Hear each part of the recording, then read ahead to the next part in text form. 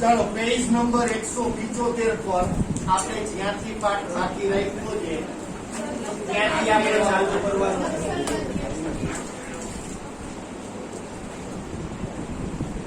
176. ચાલો 176 ઉપર નક્સલવાદી આંદોલન. માઓ ત્સે તુંગના નેતૃત્વ નીચે ચીનની ક્રાંતિથી પ્રેરણા લઈ નક્સલવાદી આંદોલન ભારતમાં સૌપ્રથમ ઈસવીસન 1767 પશ્ચિમ બંગાળમાં શરૂ થયું. ચાલુ થઈ ગયું.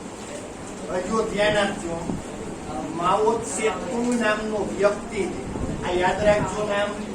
10માં તમને ખાલી જગ્યામાં પૂછાશે. આ ઉપરાંત તમે જ્યારે ભવિષ્યમાં જાહેર પરીક્ષા દેવા જાવ ને એમાં પણ આ પ્રશ્ન અવારનવાર પૂછાય છે.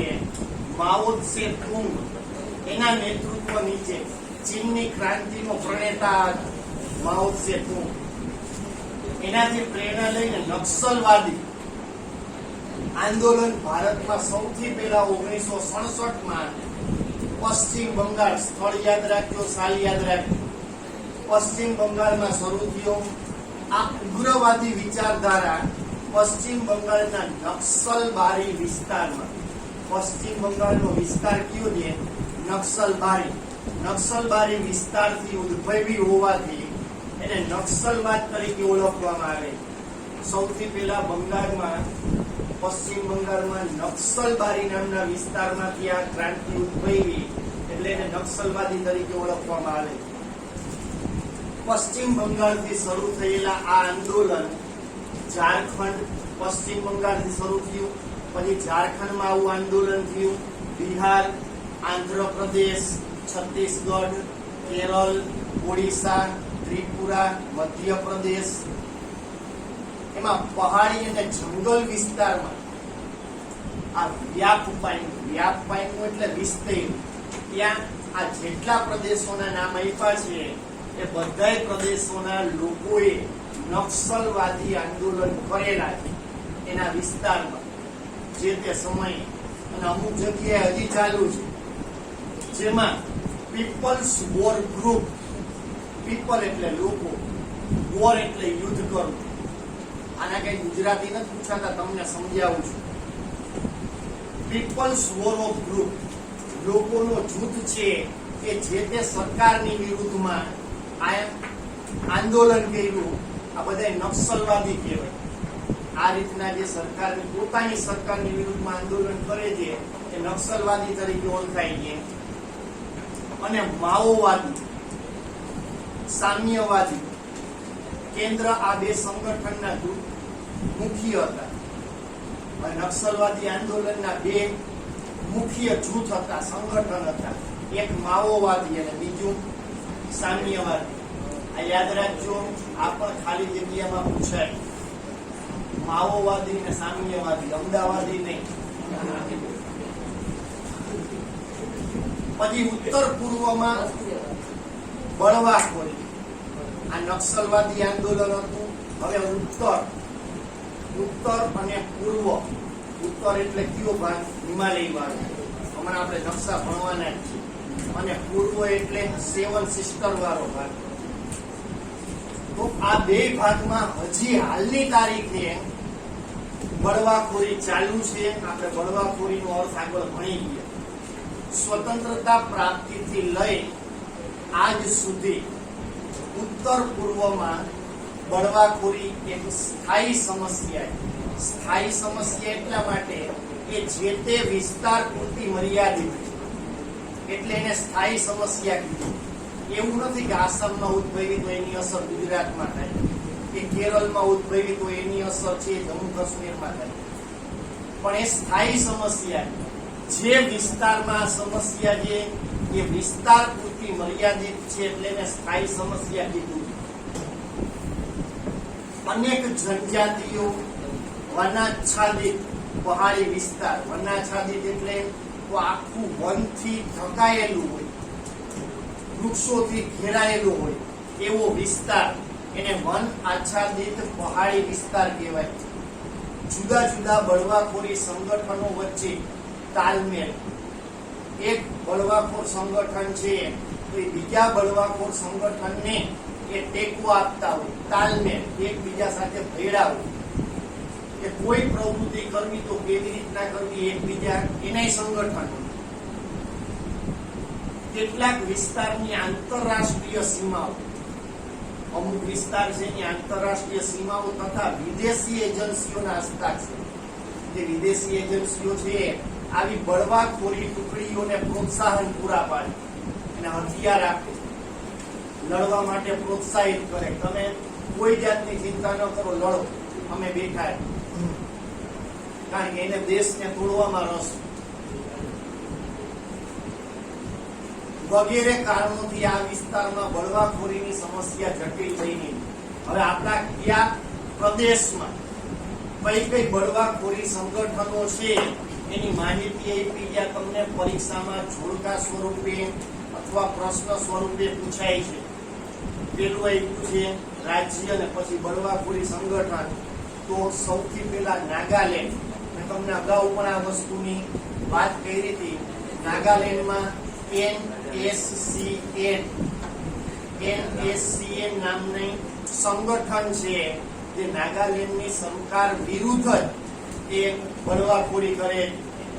હવે એનું ફૂલ ફોર્મ આપ્યું ને તમને આવું ફૂલ ફોર્મ પણ પૂછી, NSCN નું ફૂલ ફોર્મ કે એવું તમે કહીએ તો જવાબ આવડવો જોઈએ. N એટલે નેશનલ, S એટલે સોશિયાલિસ્ટ, C એટલે કાઉન્સિલ ઓફ, N એટલે પાછું નાગાલેન્ડ. આ બધાયના ફૂલ ફોર્મ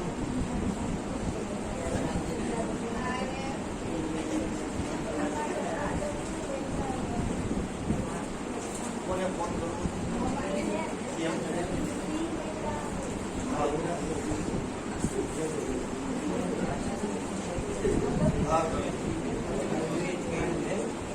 ચાલો ત્યાર પછી ભાઈ ચોપડી ધ્યાન, તમારી બધી પ્રવૃત્તિ કરી. મણિપુર એનું પાડોશી રાજ્ય છે. એમાં KNF નામની સંગઠન છે. એનું ફૂલ ફોર્મ શું છે? Kuki national front. આ બધા નામ યાદ રાખજો. Kuki national front. પછી KNA કુકી નેશનલ આર્મી.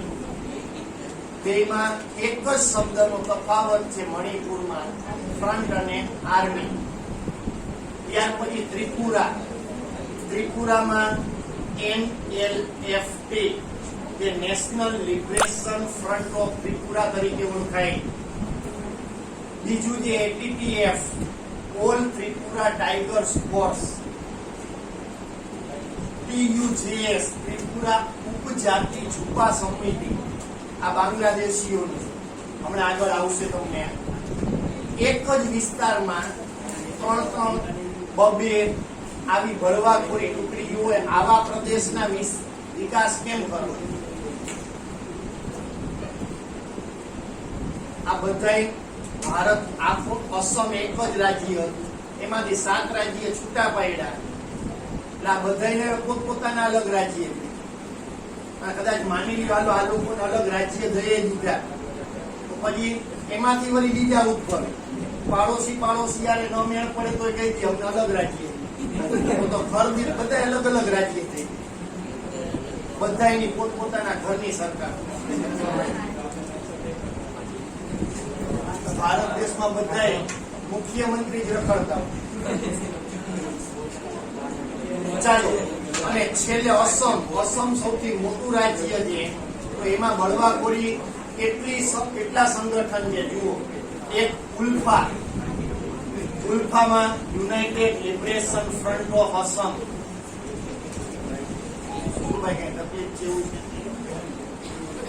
ચાલો ચોપડી ગયા. પછી UMF યુનાઇટેડ માઇનોરિટી ફ્રન્ટ. ત્રીજું છે UNFD national democratic front of Bodoland. એ લોકોને અલગ બોડોલેન્ડ રાજ્યની માંગણી કરી. અમને અસમમાંથી બોડોલેન્ડ અલગ રાજ્ય આપો. BLTF Bodoland liberation tiger force. એને અલગ રાજ્ય કહેવાય. આ બધાને પોતપોતાની રીતે જીવવું. આ યાદ રાખજો, ફરીવાર કહું છું, આમાંથી એક પ્રશ્ન બોર્ડની પરીક્ષામાં હશે નહીં છે. આ બળવાખોરી સંગઠનો વચ્ચે અલગ રાજ્યની માંગણી અને પોતાના રાજકીય આર્થિક હિતો સ્થાપિત કરવા કે ગેરકાયદેસર વસવાટ વગેરે પ્રશ્નોથી સંઘર્ષ થાય છે. આ બધાય પોતાના અલગ રાજ્ય છે. અલગ રાજ્ય પોતાની આર્થિક સ્થિતિ અલગ કરવી છે. અમે તમને કઈ પ્રમાણે સરકાર અમને પૈસા દે, એ ઉપરાંત એમાં કેટલાક ગેરકાયદેસર વસવાટ કરવા વાળા છે. મેં હમણાં તમને કીધું કેટલાક બાંગ્લાદેશીઓના ઘૂસપેઠિયા, તો એ લોકોને પોતાના છે બીજા દેશના આપણા દેશમાં આવી અને સરકારની વિરુદ્ધમાં આંદોલન કરવા, બળવાખોરી કરવા, દીકરા ઝૂંપડીમાં ગયા નહીં કરાવે. અને તેના કારણે આર્થિક, સામાજિક, વહીવટ અને રાજકીય વ્યવસ્થાને હાનિ પહોંચે. એક તો સામાજિક, લોકોને એકબીજા પ્રત્યે વેર ઉદ્ભવે, કારણ કે બધા એકબીજાને શંકાની નજરેથી જુએ. એટલે આ ઓલી સંગઠન આરે ભણેલો હોય તો બીજા કોઈ વ્યક્તિ છે, કોઈ સંગઠન આરે ભણેલા હોય, એમાંથી કોઈ અહીંયા આવ્યું હોય,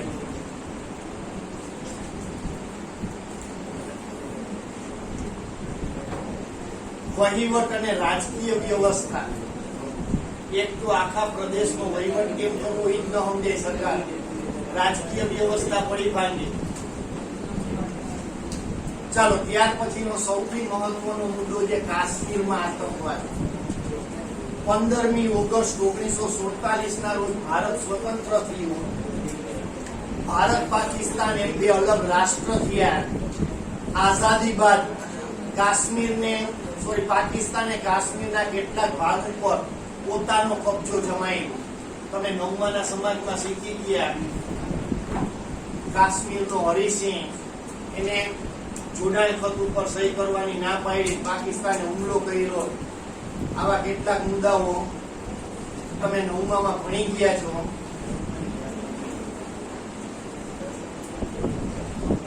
જમ્મુ કાશ્મીર ભારતનું અભિન્ન અંગ હોવા, અભિન્ન એટલે એને નોખું ન કરી શકાય, અભિન્ન અંગ હોવા છતાં પાકિસ્તાન અવારનવાર તે મેળવવાના પ્રયત્ન કરે. આપણા દેશની જે વસ્તુ છે બીજા દેશ વાળા લઈ જાય તો આપણે ગમે. આપણા દેશની તો એક બાજુ રહે. આપણા ઘરની જ વાત કરીએ, આપણા ઘરમાં એક સામાન્ય વસ્તુ આવે, એમાં બે ભાઈ બહેન વચ્ચે ભાગ પડતું હોય, એમાં એકબીજાના કાટલા જાળી લેતા હોય, એકબીજાને ઘાસ કે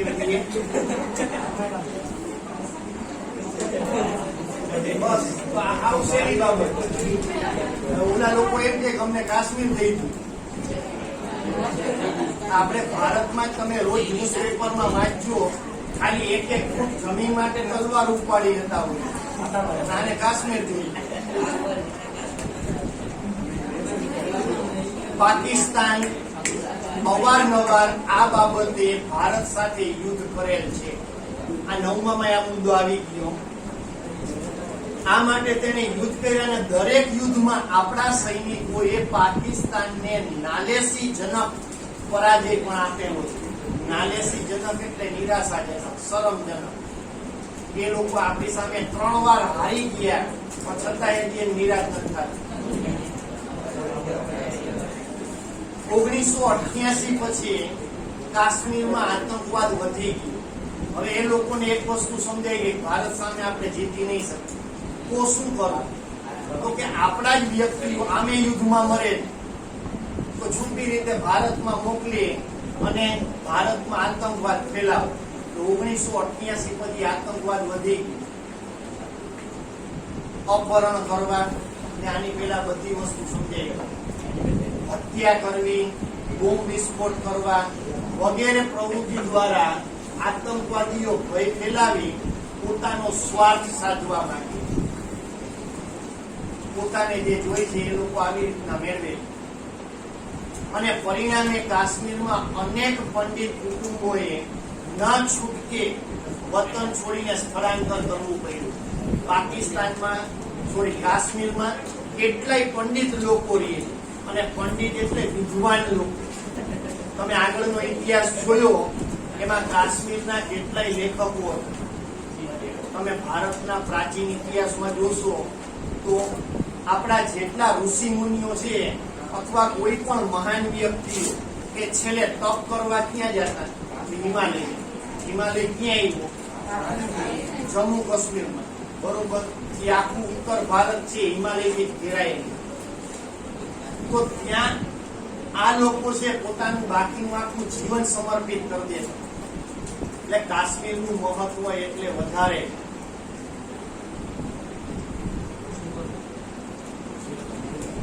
ત્યાં પંડિત કુટુંબો છે એને ન છૂટકે પોતાનું વતન છોડવું પડે છે અને બીજા પ્રદેશોમાં આવીને વસે છે. આવા હજારો કુટુંબો શરણાર્થીઓ તરીકે કાશ્મીર બહાર જીવી રહ્યા છે. એક નહીં, 1000 કુટુંબ. એક નહીં, હજારો કુટુંબ. પણ હવે એ હજારો ને હજારોમાંથી લાખો થઈ ગયું. કેટલા લોકો કાશ્મીર છોડીને અત્યારે અન્ય રાજ્યમાં વસવાટ કરે છે. તમારી દુનિયા બેટા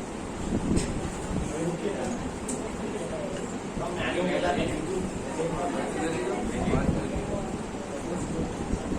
ખબર પડી. રેકોર્ડિંગ જોયું તો ગાયક 2-3 જણા કોઈ તમારા આગળ બુક નથી ને તો તમે વાતું કરો.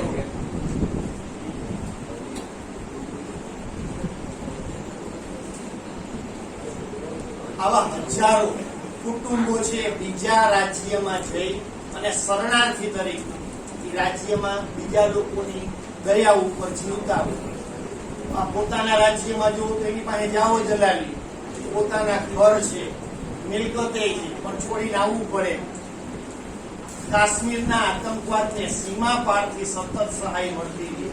ચોખવટ નથી કરતી, પણ સીમા પારથી એટલે બીજા અન્ય દેશોમાંથી સહાય મળે. જે ભારતના દુશ્મન હોય એ દરેક દેશ છે એ કાશ્મીરના આતંકવાદીઓને સહાય કરે. આતંકવાદીઓનો આશય ભારતમાં ભય અને અસ્થિરતા ઊભી કરવાનો.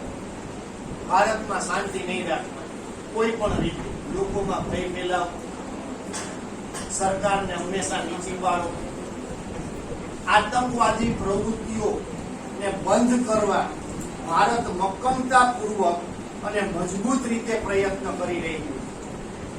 આપણી સેના છે હંમેશા આતંકવાદનો સામનો કરે છે.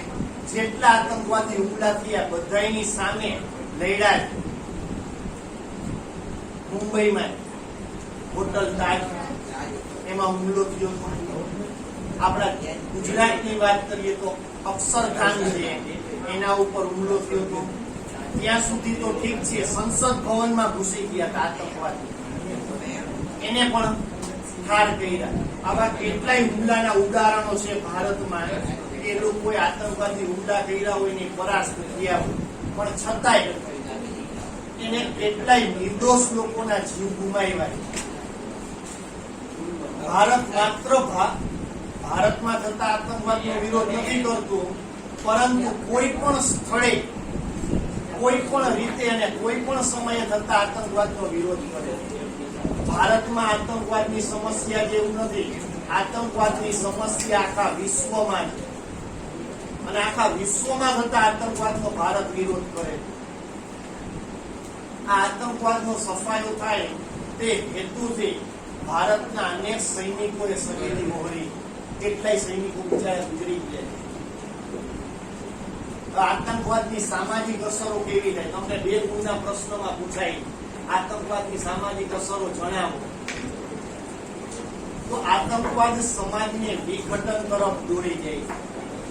વિઘટન કરવું એટલે ભાગ પાડવો. કોઈ એક જ રાજ્ય છે, એક જ પ્રદેશના લોકો છે, મેં હમણાં કીધું એકબીજાને શંકાની નજરથી જોતા હોય. આતંકવાદીઓ આતંકવાદીઓ ભય ફેલાવે, લૂંટફાટ કરે, હિંસા પ્રવૃત્તિઓ કરે, લોકોમાં સંદેહ ભય ઉત્પન્ન કરે, નાના બાળકોથી લઈ વૃદ્ધો પર આ ભયની અસર થાય. નાનું બાળક હોય એ આવી સતત વાતો સાંભળતા હોય તો એના મગજમાં પણ એ ઘૂસી જાય. અત્યારે કોરોનાની પરિસ્થિતિમાં તમે જીવો છો તો આ કોરોના આવ્યો ક્યાં? બરોબર. તો એ લોકોએ નવી રીત અપનાવી, આખા વિશ્વને નાશ કરવાની નવી રીત અપનાવી કે આપણે યુદ્ધ નથી કરવું. આ રીતના લોકોને હેરાન કરે.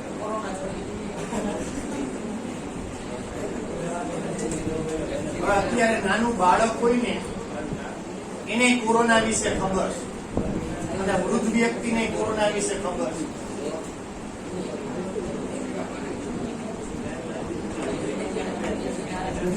આતંકવાદ પીડિત પ્રદેશોમાં વિદ્યાર્થીઓના શિક્ષણને પ્રતિકૂળ અસર પહોંચે.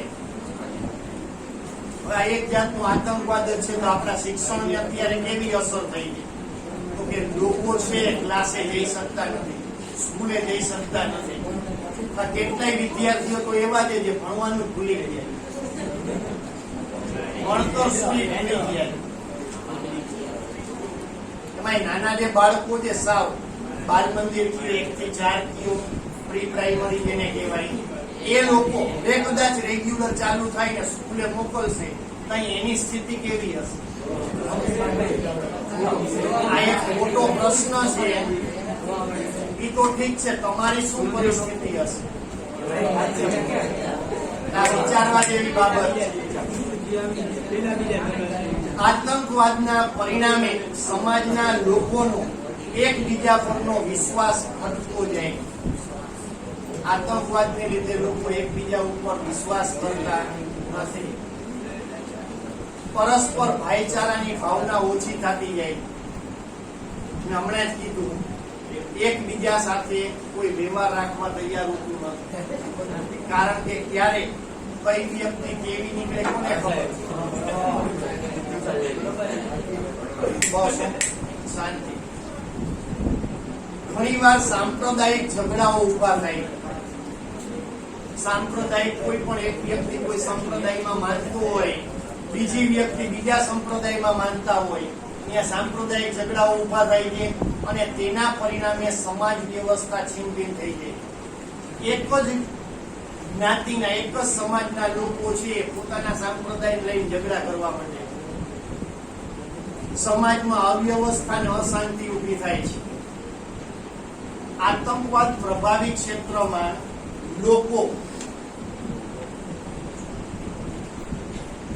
લોકોને જોડતા આંતર વ્યવહારો ખોળવાય.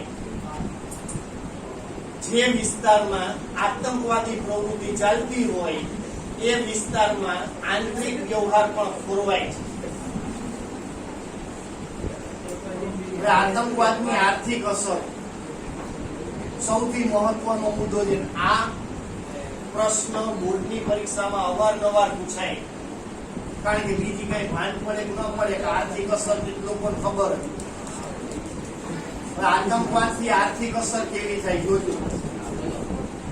આતંકવાદના પરિણામે વેપાર ઉદ્યોગોના વિકાસ માટે પ્રોત્સાહક વાતાવરણ નિર્માણ થતું નથી.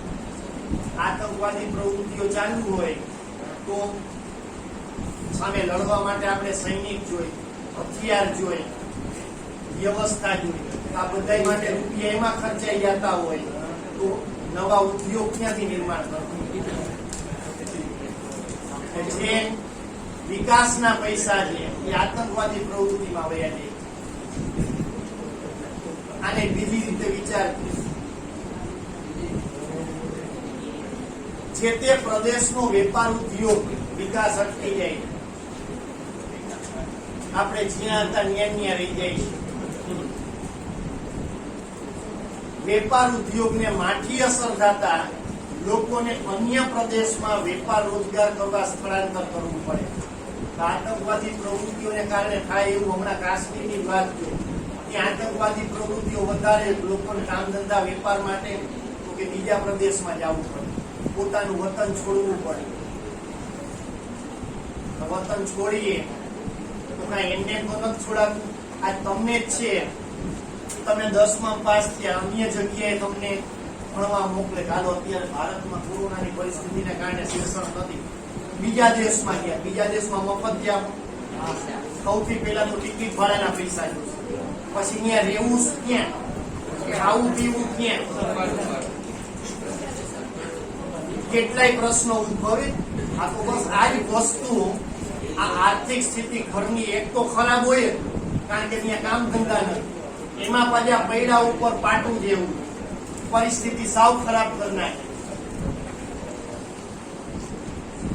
કેટલાક આતંકવાદી સંગઠનો મૂડીપતિ, ઉદ્યોગપતિ, કર્મચારીઓ, વેપારીઓ પાસેથી ભય બતાવી નાણાં પડાવે. હવે અમુક આતંકવાદી સંગઠનનું કામ જ આ, કોઈ ઉદ્યોગપતિ હોય, મૂડીપતિ એટલે પૈસાદાર, એના અપહરણ કરે, કર્મચારી હોય, વેપારી હોય, અપહરણ કરી એની પાસેથી ખંડણી માંગે. જો તમારા ભાઈને કે આ બેનને ચિંતા જોતા હોય તો આટલા રૂપિયા આપવા પડશે. અને પછી નહીતર એને કેવી યાતનાઓ આપે એ મેં તમને કીધું. શરીરમાં છે ને એસિડ ના ટીપા રહે, એક આંખ કાઢીને મોકલી રાખવા જોતું હોય. ચાલો, આતંકવાદીઓ માદક દ્રવ્યોની હેરાફેરી અને કાળા નાણાં વગેરે જેવા અસામાજિક કાર્ય કરે. માદક દ્રવ્ય એટલે નશીલા પદાર્થોની હેરફેર કરે. કાળા નાણાં એ બજારમાં ઠાલવે, કારણ કે એના આગળ જે પૈસા આવે એ કઈ કાયદેસર કમાયેલા તો હોય નહીં, કે ઇન્કમ ટેક્સ ન ભરતા હોય. આતંકવાદી કોઈ ઇન્કમ ટેક્સ ભરે, એના આગળ હોય કાળા નાણાં જ હોય અને અઢળક હોય પાછળ. એ અસામાજિક કાર્ય જ કરે. તેથી દેશમાં સામાજિક આર્થિક સમસ્યાઓ ઉત્પન્ન થાય છે. આતંકવાદીઓ રેલવે, રેડિયો સ્ટેશન, રસ્તા, પુલ, સરકારી મિલકતો વગેરેને નુકસાન પહોંચાડે છે. મેં હમણાં જ તમને કીધું, 2-3 ઉદાહરણ આપ્યા. એ લોકો જે હુમલા કરે તો રેલવે ઉપર વિસ્ફોટ કરે, આખી રેલ ઉડાડી, રેડિયો સ્ટેશન ઉડાડી દીધું, કારણ કે ત્યાંથી જ બધે સમાચાર પૂછતા હોય. રસ્તાઓ, પુલ આ ભાંગી નાખે, એકબીજા સાથેના સંપર્ક શું થાય, તૂટી જાય. સરકારી મિલકતોને નુકસાન પહોંચાડે. સરકારી મિલકતો એ સામાન્ય ન હોય, એની કિંમત હંમેશા મોટી જ હોય. તેથી આ મિલકતોના પુનઃ સ્થાપન માટે કરોડો રૂપિયા ખર્ચવા પડે. 500,000 માં ન થાય, કરોડો રૂપિયા ખર્ચા. એટલે કરોડો રૂપિયા વિકાસના કામની બદલે ક્યાં વપરાના? એના પુનઃનિર્માણ. સરકારને સલામતી અને સુરક્ષા માટે કરોડો રૂપિયા ખર્ચવા પડે. સલામતી, આપણા દેશના લોકો સલામત રહીએ એની સુરક્ષા કરવા માટે તો અમે હથિયારે જોઈ છે, એમાં કરોડો રૂપિયા વપરાય. તેથી સમાજ ઉપયોગી વિકાસ કાર્ય ઓછા પ્રમાણમાં થાય. મારે ભારે ન લેવા પડ્યો, આટલે ધ્યાન રાખજો. અને ચોખ્ખી છૂટ આપી.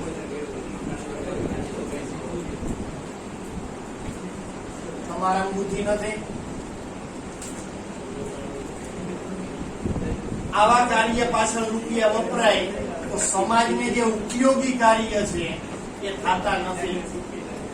આતંકવાદના પરિણામે રાજ્યના અને રાષ્ટ્રના પરિવહન ઉદ્યોગ, આતંકવાદને લીધે એક તો પરિવહન ઉદ્યોગ, એક જિલ્લામાંથી બીજા જિલ્લામાં રેલવે જાતી હોય, બસ જાતી હોય, કાર જાતી હોય, કોઈ પણ વાહન, એ પરિવહન ઉપર અસર થાય. પર્યટન ઉદ્યોગ, પર્યટન ઉદ્યોગ એટલે જ્યાં પ્રવાસીઓ, આખા ભારતના પ્રવાસીઓ આવતા હોય, એને આર્થિક નુકસાન સહન કરવા પડે. ઘણી વખત બને એવું એક ગામથી બીજા ગામ ગયા કોઈ પણ કારણસર અને આતંકવાદી હુમલા થયા, તો જ્યાં હોય ત્યાં જ રહેવું પડે, કારણ કે આ પરિવહન ઉદ્યોગ જ બંધ છે. આપણે ગયા વર્ષે જ એવી સ્થિતિ થઈ, બરોબર, જે વ્યક્તિ જ્યાં હોય ત્યાં રહેવું પડ્યું. ઘણા વિદેશીઓ ભારતમાં આવ્યા હતા, અહીંયા એને રહેવું પડ્યું. એ લોકોની આર્થિક સ્થિતિ હાવ ખરાબ થઈ.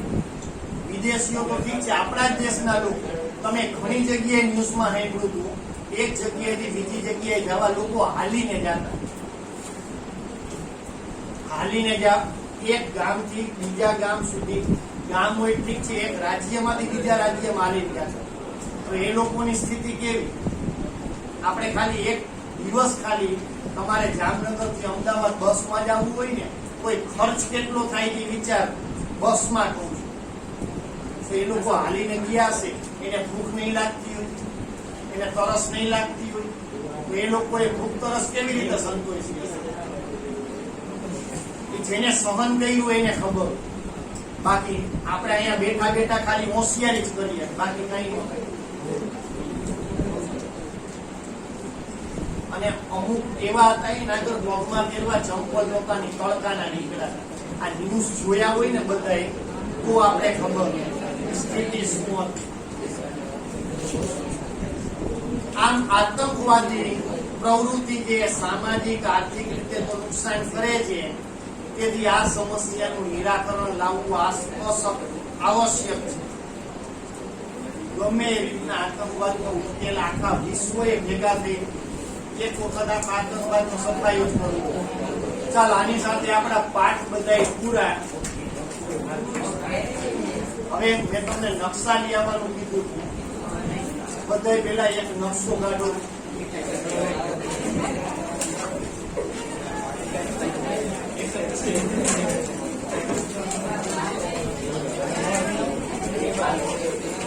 પેલા વાત બધાની.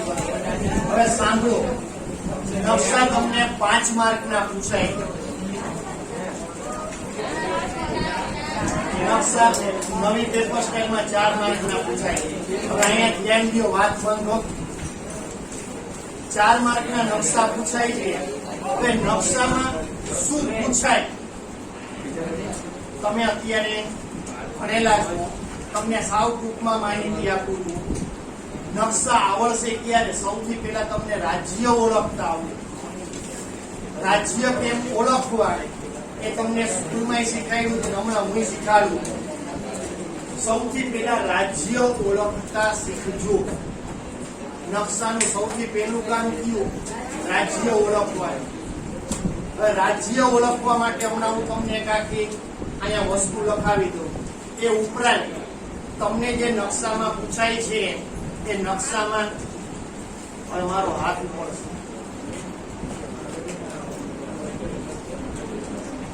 નકશામાં જે વસ્તુ પૂછાય છે, તમને કોઈ પાક પૂછાય, કોઈ ચેક ડેમ પૂછાય, કોઈ ઉદ્યોગ પૂછાય, કોઈ પાકને લગતો રાજ્ય પૂછે, તમને અહીંયા હું રાજ્ય એ દરેક વસ્તુના લખાવી દઈશ અને એ નકશામાં પુરાવી કરી. અને આપણે જે આમાં આપ્યા છે બધાય રાજ્યની જરૂર પણ નથી. આ યાદ રાખજો, આ બધાય રાજ્યની જરૂર નથી. આપણે જરૂરિયાત છે એટલા જ રાજ્યની આપણે ખાસ ધ્યાનમાં રાખશું. અને આ 4 માર્ક સાવ ઈઝી. સૌથી પહેલા રાજ્ય ઓળખતા શીખીએ. તમે રાજ્ય ઓળખતા કેટલા આવડે? 2, 3, 5. બાકીના કઈ વાંધો નહીં. હવે 2 મિનિટ અહીંયા ધ્યાન આપો. રાજ્યને ઓળખવા કઈ રીતે, એક એની આખી ટૂંકી સ્ટોરી છે. તમને સ્કૂલમાં કરાવી હતી,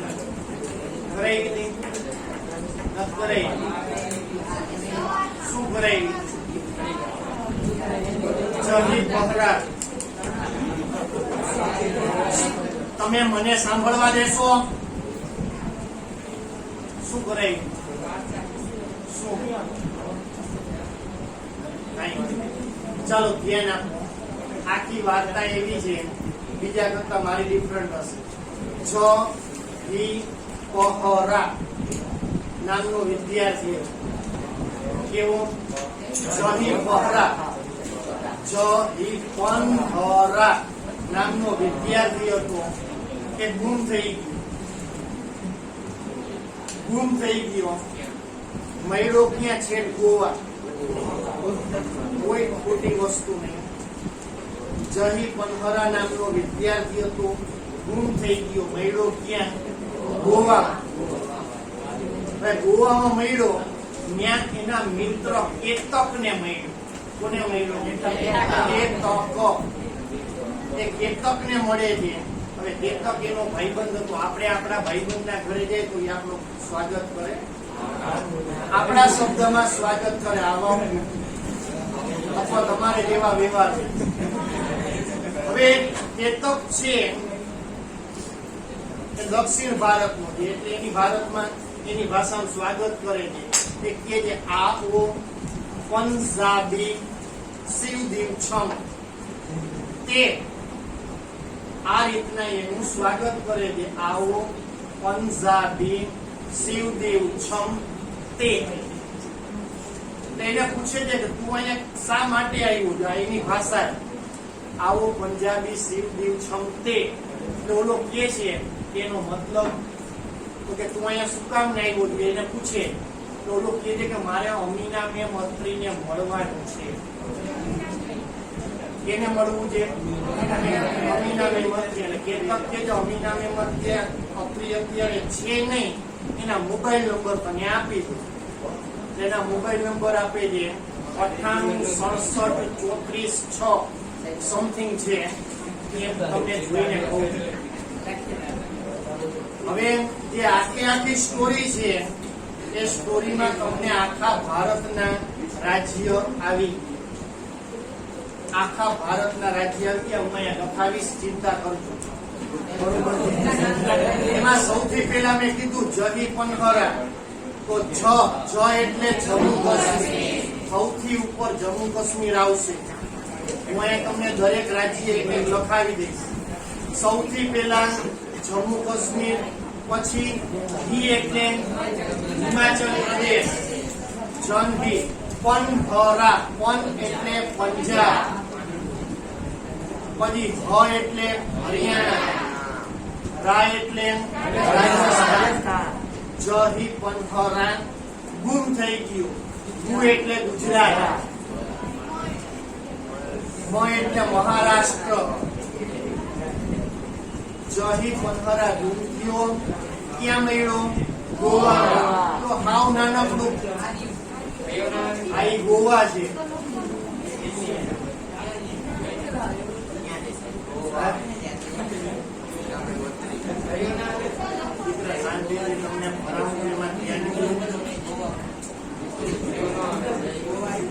તમને મારાથી તકલીફ હોય, મને તમારે તકલીફ થશે.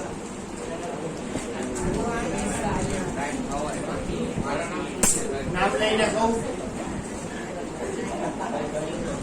ચાલો, જહીપહરા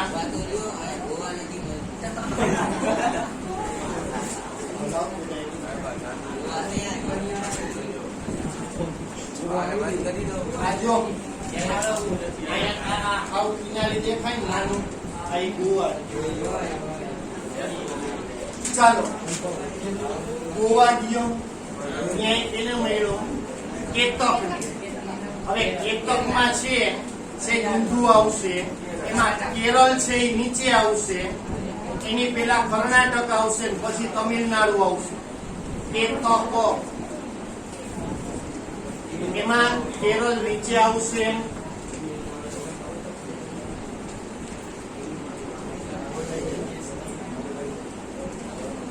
પેલા કર્ણાટક આવશે અને પછી તમિલનાડુ આવશે.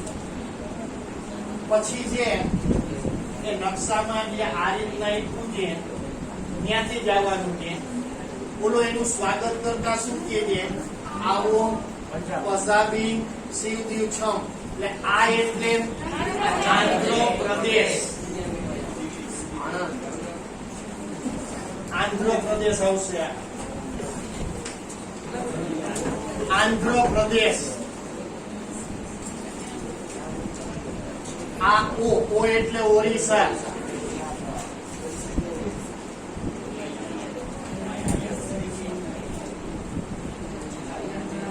અને ખાલી સમજાવી દઉં અને તને ખાલી સમજાવી દઉં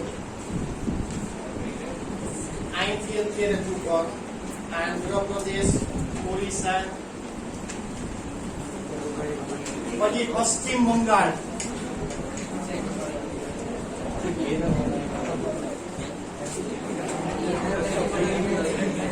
સાંભળો આજે ને આમાં અમુક હાવ લોચે જઈ છો. ફરીથી હું બોલું છું. સૌથી પહેલા ઉપર જમ્મુ કાશ્મીર કર્યું,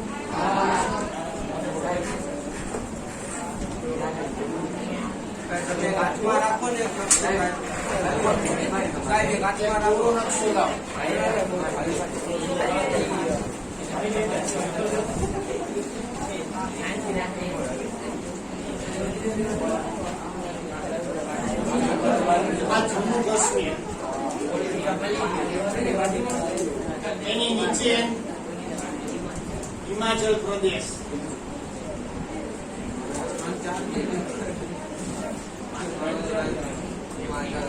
એની નીચે પંજાબ, પછી આ વચ્ચે આવેલી હરિયાણા, અહીંયા વચ્ચે આવેલી હરિયાણા, આ રાજસ્થાન મોટું છે. ગુજરાત ની ખબર હોય ને, ગુજરાત,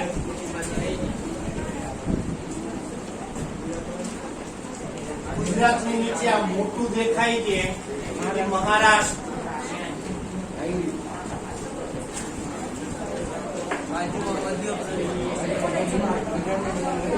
અહીંયા જે દેખાય છે સાવ નાનકડું ગોવા, આ સાવ નાનું છે એ ગોવા.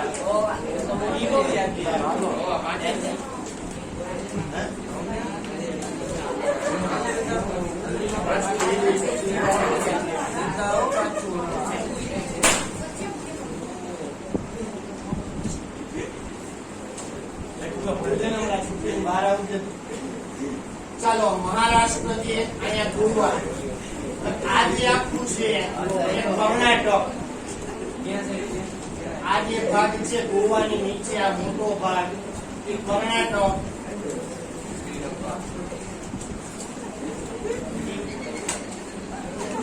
કર્ણાટક ની નીચેનો ભાગ છે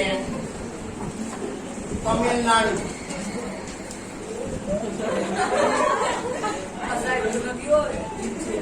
તમિલનાડુ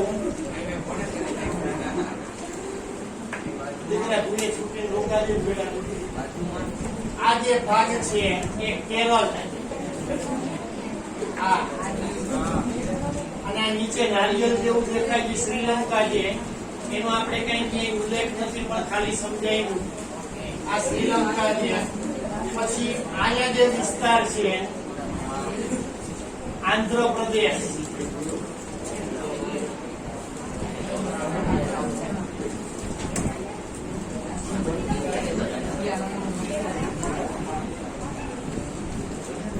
પછી આ જે ભાગ છે એ પશ્ચિમ બંગાળ, એની ઉપર અહીંયા ઓરિસ્સા આવશે, પછી પશ્ચિમ બંગાળ આવશે. ઓરિસ્સાનો ઉલ્લેખ